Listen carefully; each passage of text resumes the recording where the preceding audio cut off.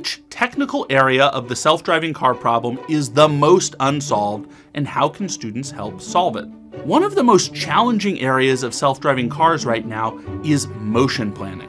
To me, the issue isn't motion planning specifically, but rather, how can we all use machine learning across the entire autonomy stack?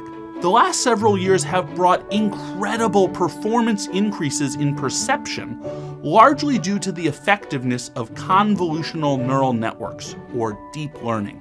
Deep learning itself has become so effective because it is able to easily take advantage of the massive parallelism afforded by computers and graphical processing units inside computers in particular. We need to find similar ways to bring that massive parallelism and performance increase to all of the autonomy stack.